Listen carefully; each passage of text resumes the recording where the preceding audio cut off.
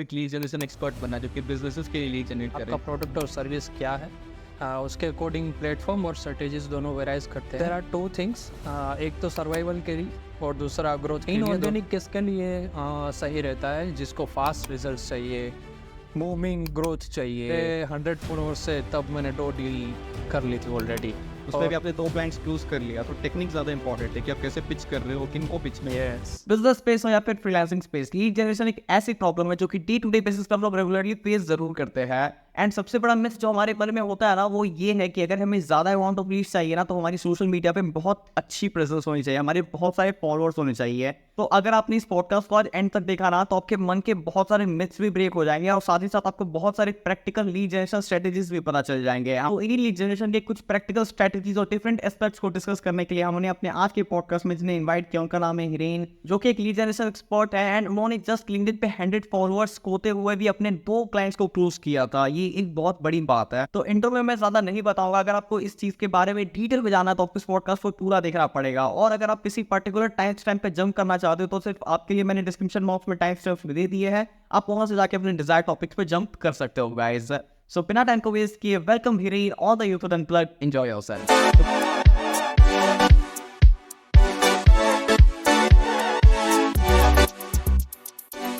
How are you doing? yes, I am doing great. How are you? I am also doing absolutely fine. First of all, thanks for taking out your time and being on the podcast. Means a lot to me. Thank you for having me. It's my pleasure to be on your podcast. Thank you. तो सबसे पहले आप हमारे audience के लिए एक बार अपनी intro दे दीजिए। Definitely. So my name is Hiren and I'm working as a freelance social media manager and graphic designer since last 2 years. I started my journey as a social media ads manager, but gradually I upskilled myself and my services with organic growth and lead generation. That's what about my hope. Yeah. तो आज का हमारा topic भी lead generation पर ही रखते हैं। सो सबसे पहले आप हमारे ऑडियंस के लिए बता सकते हैं कि बेसिकली लीड जनरेशन होता क्या है, सबसे ईजीएस्ट टर्म है, एंड इन बिजनेस के लिए लीड्स क्यों इंपॉर्टेंट है।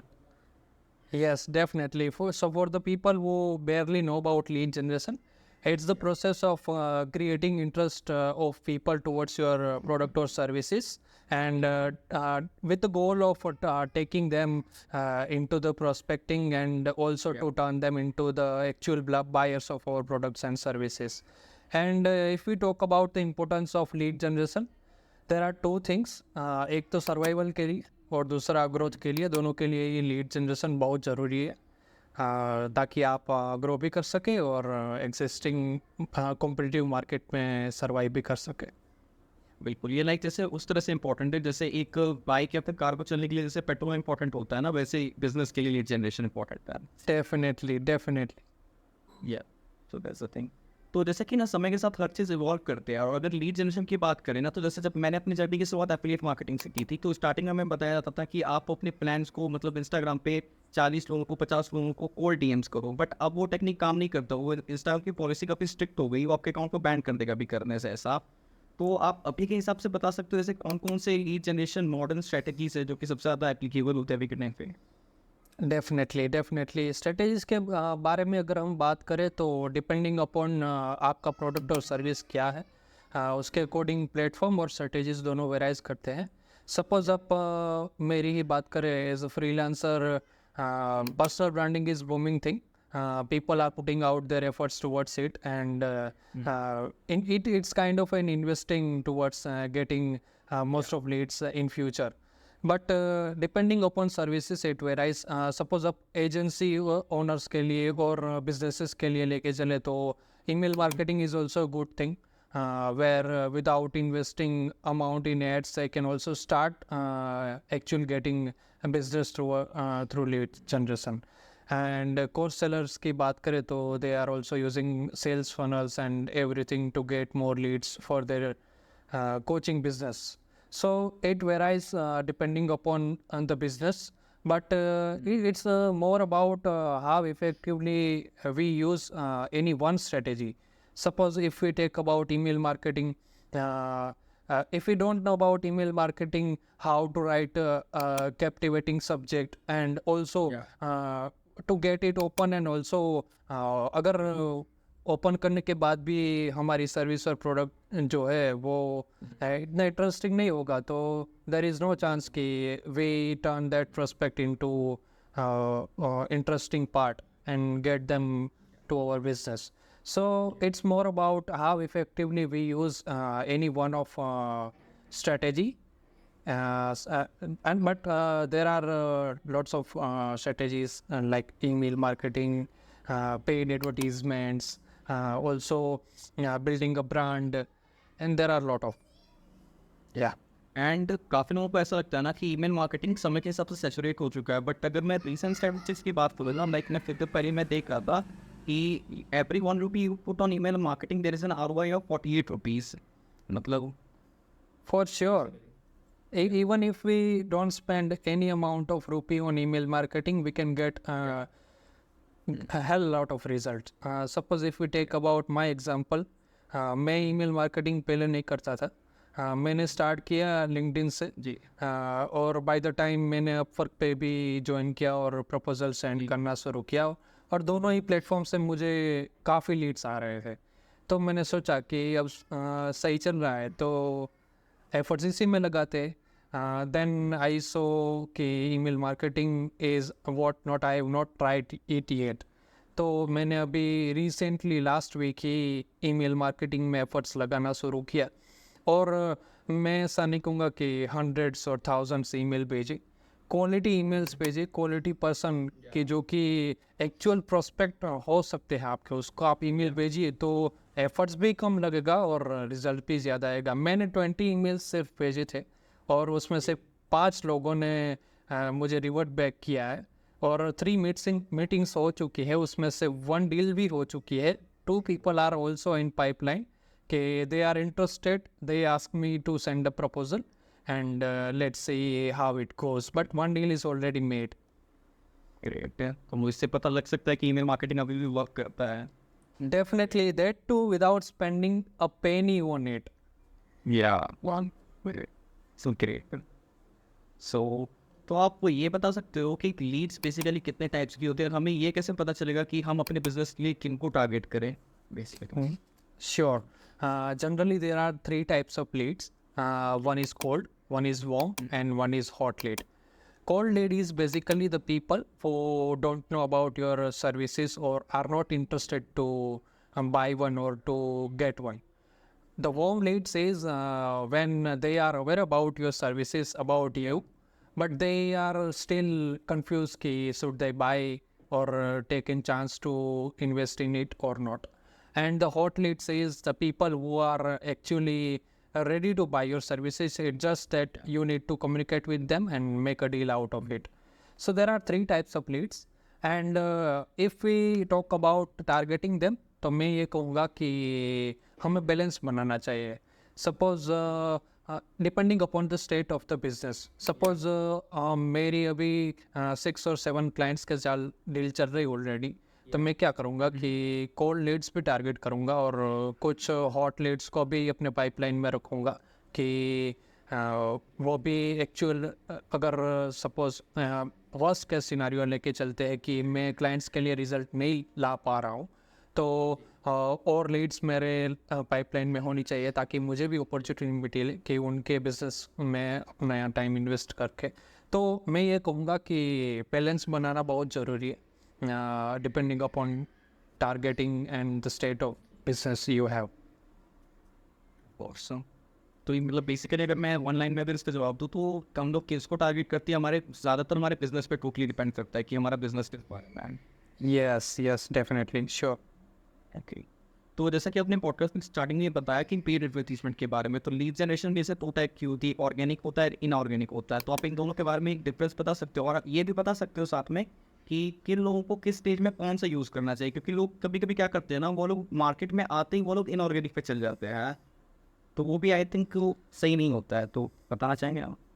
Yes, फॉर द बिगिनर्स उनको पूरा फोकस अपना ऑर्गेनिक मेथड्स में लगाना चाहिए, क्योंकि at that time what he or she have is availability of time to invest, not the money to invest.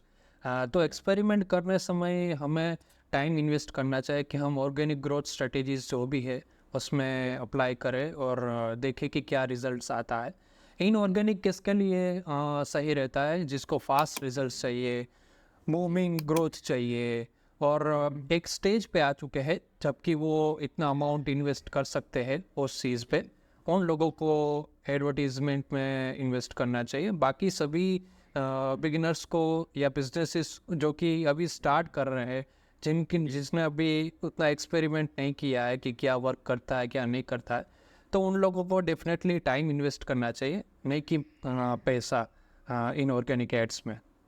Ji of course कि लाइक अगर मैं काफ़ी टाइम से मार्केट में हूँ या फिर काफ़ी टाइम में है तो एटलीस्ट फ्यू मंथ से मैं मार्केट में हूँ और मेरा थोड़ा अमाउंट ऑफ रेवेन्यू हो चुका है, तो उस अमाउंट में री इन्वेस्ट कर सकता हूँ अपने बिजनेस में।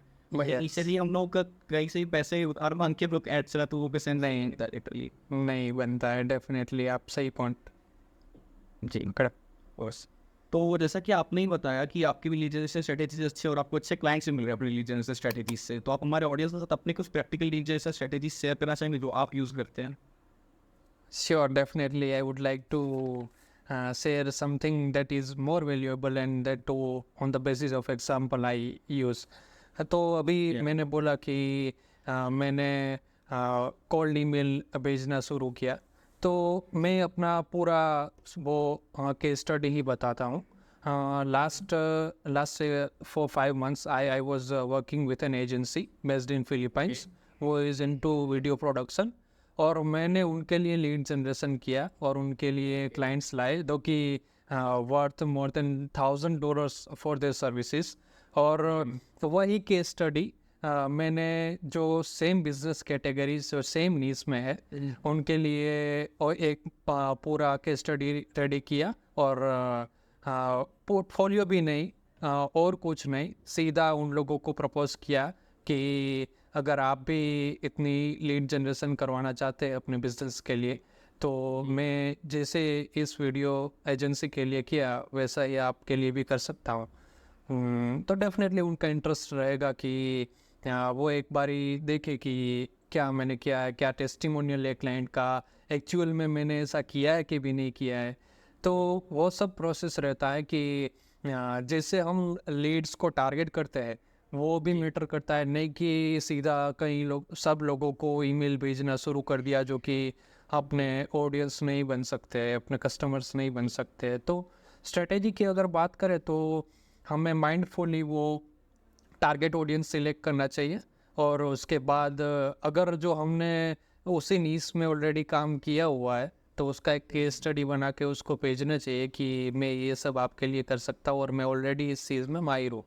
तो there are more chances कि they get converted. Moreover, I use LinkedIn. 70% of my clients are from LinkedIn itself.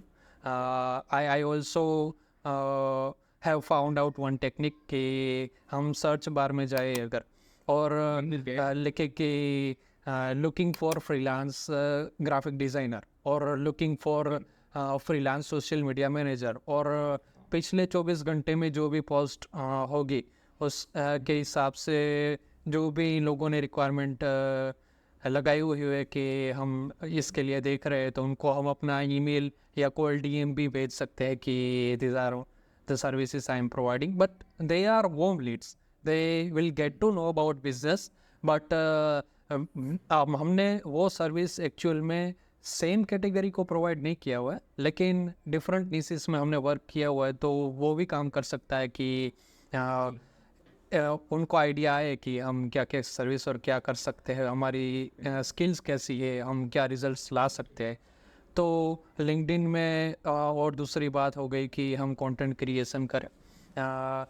Initially जो मैंने ये सेकंड मेथड बताया उससे जब मेरे 100 फॉलोअर्स से तब मैंने 2 डील कर ली थी ऑलरेडी, और अभी तो लिंक्डइन पर जब मेरे 100 फॉलोअर्स से तभी मैंने ये आउटबाउंड टेक्निक से फर्स्ट 2 डील्स कर ली थी उस तभी से मैं ये कर रहा था। लेकिन टाइम बाय टाइम जब मैंने कंटेंट क्रिएशन शुरू किया तो इनबाउंड लीड्स भी आना शुरू हुई, लोग इंटरेस्टेड थे मेरी सर्विस में, मैंने केस स्टडी शेयर किए, वहाँ पे रिजल्ट्स क्लाइंट्स के शेयर किए, अपनी पर्सनल स्टोरीज शेयर की, तो वो भी मेरे लिए वर्क किया। और उसके साथ साथ मैंने आपको बताया कि मैंने अपवर्क पे भी प्रपोज़ल भेजना शुरू किया और उससे भी क्लाइंट लाया, तो वो भी मैंने सीखा साथ में कि कैसे प्रपोज़ल लिखते हैं।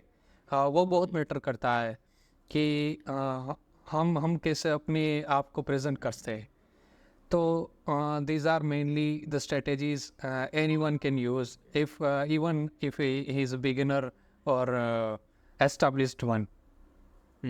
और ऐसा कि मतलब कि काफ़ी लोग ऐसा सोचते हैं ना कि मतलब अगर मुझे लिंक्डइन से या फिर डायरेक्ट क्लाइंट्स चाहिए तो हमारा बहुत बड़ा यूज फॉलोअर बेस होना ज़रूरी है। तो ये आपने बता ही दिया कि आपके बस 100 फॉलोअर जो कि मतलब बहुत बेयर मिनिमम है, उसमें भी आपने 2 क्लाइंट्स क्लोज कर लिया। तो टेक्निक ज़्यादा इंपॉर्टेंट है कि आप कैसे पिच कर रहे हो, किन वो पिच में। यस, और मोर ओवर आपका पोर्टफोलियो भी उतना अच्छा होना चाहिए कि फॉलोअर्स इतने काउंट नहीं होते जबकि आपके पास टेस्टिमोनियल और अच्छा पोर्टफोलियो दिखाने के लिए। तो मैंने इनिशियली फ्री में कुछ प्रोजेक्ट्स पे वर्क किया था ताकि मैं दिखा सकूं कि मेरी स्किल्स और एक्सपर्टीज़ क्या है। क्लाइंट एक्सपेक्ट करते हैं कि एटलीस्ट हम उनकी रिक्वायरमेंट फुलफिल कर सके। और अगर सेम बिजनेस कैटेगरी में ही नहीं लेकिन दूसरे बिजनेस में भी हमने कुछ स्ट्रेटेजीज यूज़ किया है और पोर्टफोलियो अच्छा बिल्ड किया है, टेस्टिमोनियल अच्छे कि हम टाइमली डिलीवर करते हैं और वो सब, तो वो टेक्निक डेफिनेटली काम करता है। और फिर इससे हमारा क्रेडिबिलिटी भी बिल्ड हो जाता है जितना जाकर। यस, तो और एक बात यहाँ पे मैं एक और पॉइंट ऐड करना चाहता हूँ ना कि जैसे कि आपने ये बताया कि बेसिकली आपका एक्सपीरियंस मैटर करता है। तो अभी के टाइम में ना ये बहुत ज़्यादा ट्रेंड है कि लोग ना सर्टिफिकेट्स के पीछे बहुत भागते हैं कि मेरे पास इस यूनिवर्सिटी का है, मेरे पास इस इंस्टीट्यूट का सर्टिफिकेट है। लेकिन हम लोगों को साथ साथ ये समझना चाहिए ना कि अगर सपोज अगर आप ग्राफिक डिज़ाइनिंग का सर्विस प्रोवाइड करते हो, अब अगर आपने भले ये भी दिखा दिया कि मेरे पास इस इंस्टीट्यूट के इतने बड़े बड़े इंस्टीट्यूट का सर्टिफिकेट है, but at the end of client को वो डिजायर्ड रिजल्ट डिजायर्ड आउटकम नहीं दे पा रहे हो, तो उन सर्टिफिकेट्स का कोई काम नहीं है। यस, आपने सही बात किया है कि सर्टिफिकेशन इतना मैटर नहीं करता, स्किल्स मैटर करता है। और मैं ये पॉइंट भी ऐड करूँगा कि फैंसी थिंग्स भी मैटर नहीं करता है। सपोज हम एग्जांपल ले कि Canva is a great tool, but if you don't know the fundamentals of designs, then you can't even design better with Adobe Illustrator or Photoshop. So what matters is fundamentals and key skills you have within you, ना कि certifications और वो सब चीज़ है। ठीक है। तो basically तो मतलब और आपने जैसा कि बताया कि आप मैं सा अपसेल या आपने कौन सा प्लेटफॉर्म का बताया? अपवर्क अपवर्क के जिसमें तो आपको अपवर्क से रिजल्ट आया है? क्योंकि मतलब मैंने काफ़ी लोगों से सुना है कि बहुत ज़्यादा सैचुरेट हो चुका है अब वो। बहुत ही सेचुरेट हो चुका है, लेकिन वो टाइम भी लगता है कि आप प्रपोजल, और वो भी इनिशियली सबका हार्ड ही होता है कि first few clients are very rare and very hard. तो मैंने स्टार्टिंग में जब 39 प्रपोजल्स भेजे थे तब जाके मेरा फर्स्ट डील हुआ था अपवर्क पे। लेकिन अभी मेरे को सामने से ऑफर आता है। अभी कल की ही बात करूँ, yesterday only I made a contract with US based clients on Upwork, जिन्होंने सामने से ही मेरी प्रोफाइल विजिट की और सर्विसेज देखी और उन्होंने अप्रोच किया कि let's get on a call, and when they got कि I can do that for them out of 17 people, they interviewed 17 people and they finalized me and my services. And yes, the contract work is getting started from Monday itself. So initially इसमें भी hard होता है, लेकिन जब हम portfolio और earnings हमारी और प्रोफाइल बिल्ड कर ले एक बारी, कि टेस्टिमोनियल भी उसमें भी आ जाए कि हम अपवर्क पे भी ऑलरेडी काम कर रहे हैं, तो टाइम बाय टाइम ईजी हो जाता है। लेकिन हम अगर बात करें कि लीड जनरेशन के लिए, तो कोई बिगिनर है तो उसको लिंक्डइन पे ट्राई करना चाहिए।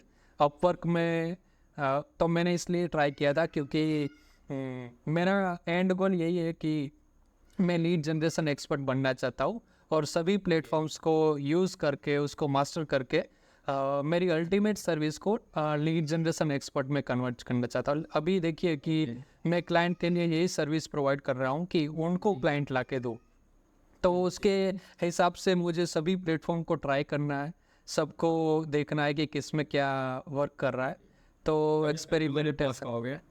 यस, तो मैं एक एक के बाद एक सभी प्लेटफॉर्म्स पे अपना इमेज बना रहा हूँ और एक्सपेरिमेंट कर रहा हूँ कि कैसे उसमें भी रिजल्ट ला सकूँ, ताकि क्लाइंट को भी मैं उतने बेटर तरीके से कोई अगर प्रिफर्ड प्लेटफॉर्म से पूछता है कि मुझे इसमें से ही लीड्स लानी है तो मैं उसको ला के दूँ। ग्रेट। तो मैं एक तरह से ये कह सकता हूँ कि आपको अल्टीमेट गोल फाइनली है कि आप एक लीड जनरेशन एक्सपर्ट बनना जो कि बिजनेसेस के लिए लीड जनरेट करें।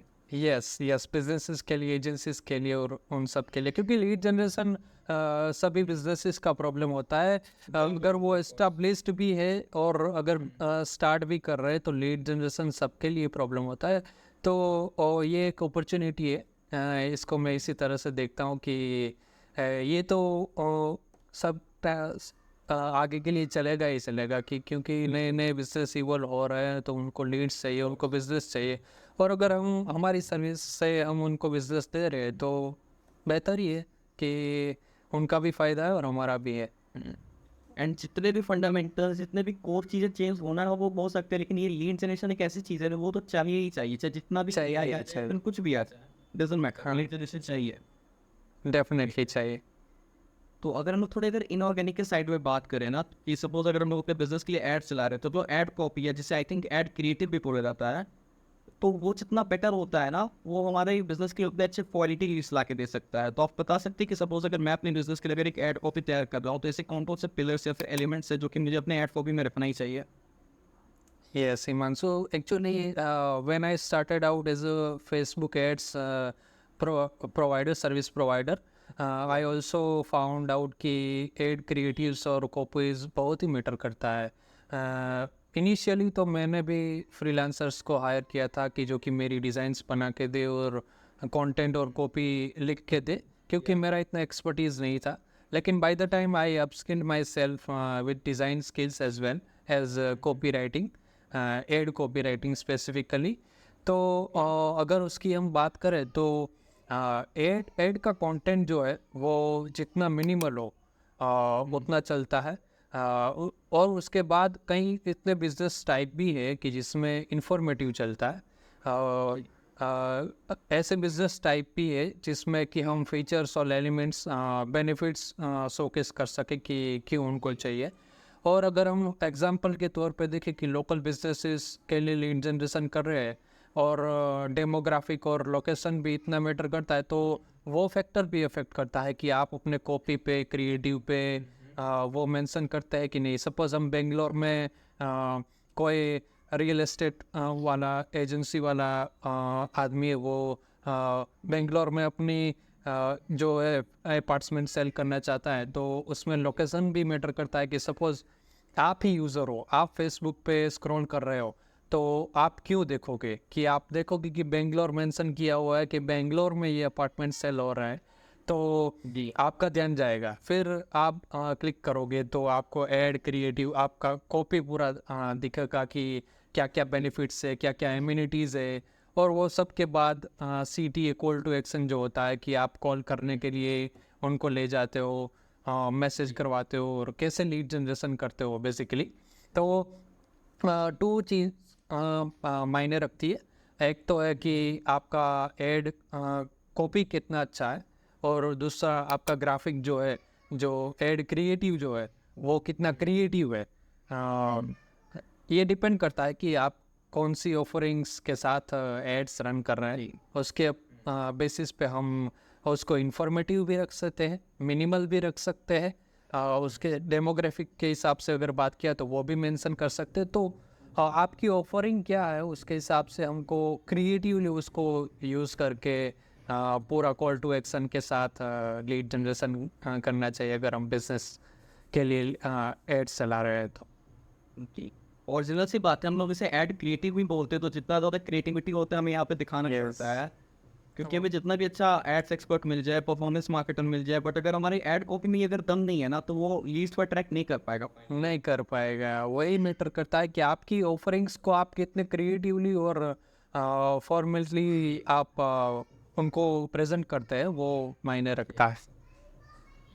That's a great thing. और एक और चीज़ तो लीड जनरेशन में लोग बहुत ज़्यादा स्किप कर देते हैं ना, कि लीड जनरेशन करना उन लोगों के लिए बहुत आसान हो जाएगा अगर ईसा लीफ हमारा पर्सनल ब्रांड बहुत अच्छा बना हुआ है, क्योंकि वो एक ट्रस्टेबल बन जाते हैं लोग।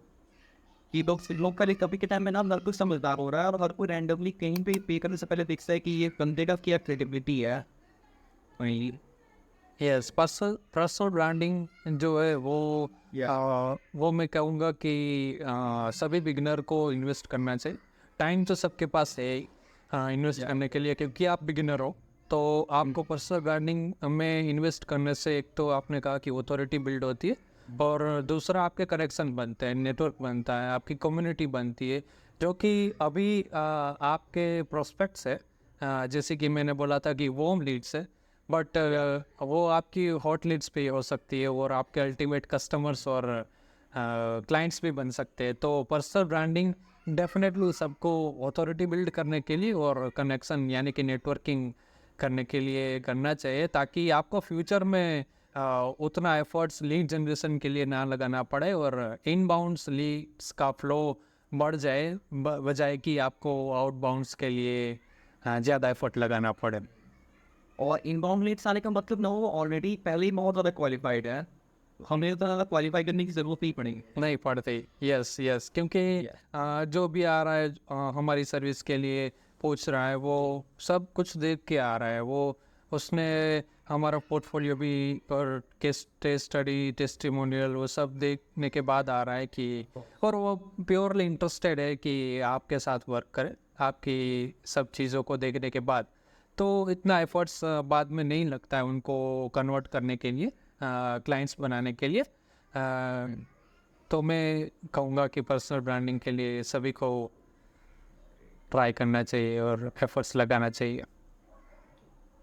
एंड मैं आपसे यही पूछना चाहूँगा कि हर चीज़ को करते वक्त ना लोग कुछ अपनी इनिशियल स्टेज में ना बिल्कुल छोटी छोटी गलतियाँ करते हैं, लेकिन उन्हें बाद में पता चलता है कि इन छोटी छोटी गलतियों से ना बहुत बड़ा इफेक्ट पड़ा हुआ है रिसर्च में। तो लीड जनरेशन करते वक्त बिजनेस या फिर एक पर्टिकुलर इंडिविजुअल क्या ऐसी गलतियाँ करते हैं उन्हें अवॉइड करना चाहिए? यस, लीड जनरेशन के वक्त कई मिसकंसेप्शंस और कई मिस्टेक्स होती है। एक तो लोग इफ़ेक्टिव स्ट्रेटजीज यूज़ नहीं करते, जैसे कि मैंने बोला कि आपने ऑलरेडी पोर्टफोलियो में जिस नीश के लिए काम किया है, आप उसको स्ट्रेटेजिकली अगर टारगेट करते हो तो आपको क्वांटिटी की जगह क्वालिटी पे फोकस करके अच्छी लीड्स आ सकती है, और उतना टाइम इसके लिए नहीं लगता है कि उनको आप क्लाइंट्स और कस्टमर बना सकें। दूसरी चीज़ कि मैंने भी उस स्टेज से पार किया हुआ कि जब हमारा बिजनेस और क्लाइंट्स सस्टेनेबल हो जाता है, अच्छे क्लाइंट्स आ चुके होते हैं, मनी इन फ्लो होता है, तब हम लीड जनरेशन की प्रोसेस को स्टॉप कर देते हैं, जो कि नहीं करना चाहिए। हमको कंसिस्टेंटली अच्छी लीड्स के लिए लुकआउट करना चाहिए। मैंने दो चीज़ें स्टार्टिंग में बोली थी कि एक तो हो गया सर्वाइवल के लिए और एक हो गया ग्रोथ के लिए।